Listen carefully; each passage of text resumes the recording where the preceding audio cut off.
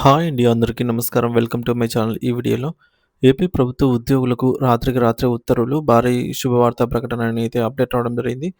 మరి దీనికి సంబంధించిన పూర్తి వివరాలేంటో వీడియోలో తెలుసుకుందాము. వీడియో అయితే ఎక్కడే కానీ స్కిప్ చేయకుండా ఎండ్ వరకు చూసేయండి. అప్పుడే ఇన్ఫర్మేషన్ పూర్తిగా అర్థమవుతుంది.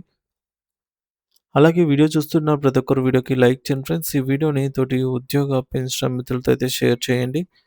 కొత్తగా మన ఛానల్ చూస్తున్నవారు ఇంకా ఎవరైనా సబ్స్క్రైబ్ చేసుకున్నట్లయితే వెంటనే మన ఛానల్‌ని సబ్స్క్రైబ్ చేసుకోండి. సో, దీని ద్వారా నేను చేసే లేటెస్ట్ వీడియోస్ అన్నీ మీ వరకు రీచ్ అవుతాయి. ఇక ఆలస్యం చేయకుండా వివరాల్లోకైతే వెళ్ళిపోదాము. ఫ్రెండ్స్ ఇక విషయానికొచ్చినట్లయితే ఆంధ్రప్రదేశ్ ప్రభుత్వ ఉద్యోగులకు సంచలన ఉత్తర్వులు. ఆంధ్రప్రదేశ్ రాష్ట్ర ప్రభుత్వ ఉద్యోగులకు రాత్రికి రాత్రే సంచలన ఉత్తర్వులైతే జారీ అయ్యాయి.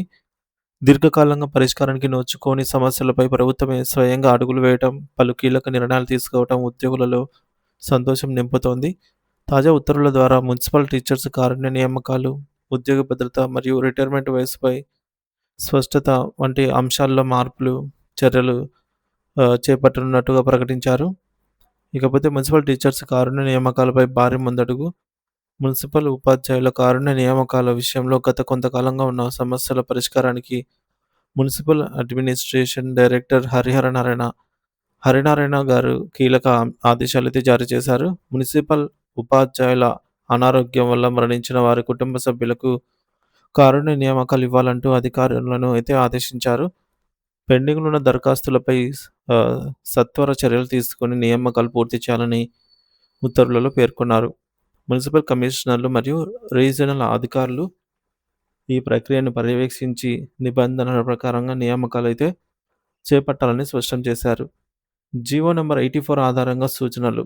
గతంలో జీవో నంబర్ 84 ద్వారా మున్సిపల్ పాఠశాలల నిర్వహణ బాధ్యత విద్యాశాఖకు అప్పగించబడింది. మరి దీనిని దృష్టిలో ఉంచుకొని మున్సిపాలిటీ కారుణ్య నియామకాలన్నింటినీ కూడా పరిశీలించి భర్తీ చేయాలంటూ ఆదేశాలైతే జారీ అయ్యాయి. రాష్ట్ర వ్యాప్తంగా 123 మున్సిపాలిటీల్లో పనిచేస్తున్న 114 మంది మున్సిపల్ పాఠశాల ఉపాధ్యాయులు ఈ నియామకాలతో లబ్ధి పొందే అవకాశం అయితే ఉంది. దీని ద్వారా కారుణ్య నియామకాలకు అర్హులైనటువంటి కుటుంబాలకు ఆర్థిక భద్రత అయితే లభించనుంది. రిటైర్మెంట్ వయస్సు పైన స్పష్టత. ఇటీవలి కాలంలో కేంద్ర ప్రభుత్వ ఉద్యోగుల పదవీ విరమణ వయసును 60 నుండి 62 సంవత్సరాలకి పెంపు గురించి మీడియాలో వచ్చిన వార్తలు పూర్తిగా అపార్థంగా తేలాయి. సో, కేంద్ర సిబ్బంది వ్యవహారాల శాఖ మంత్రి క్లారిటీ ఇస్తూ పదవీ విరమణ వయస్సు పెంపు ప్రతిపాదన తమ పరిశీలనలోనే లేదని స్పష్టం చేశారు.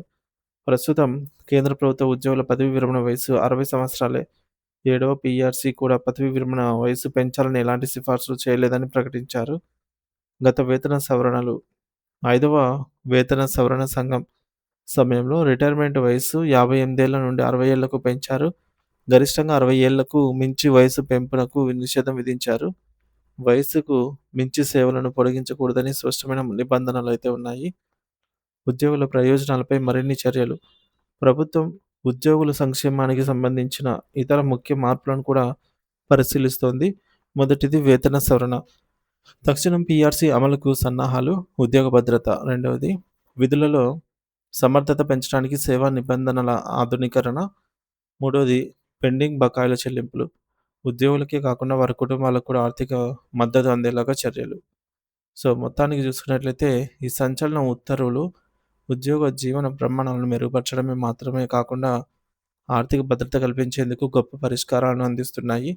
మునిసిపల్ టీచర్స్ కుటుంబాలకు అన్యాయం జరగకుండా తక్షణమే నియామకాలు చేపట్టడం ద్వారా ప్రభుత్వం వారి విశ్వాసాన్ని గెలుచుకుంటోంది. ఇది ప్రభుత్వ ఉద్యోగుల సంక్షేమాన్ని మరింత బలమైన చర్యలు తీసుకునే దిశగా కీలక అడుగులు అని అయితే చెప్పవచ్చు.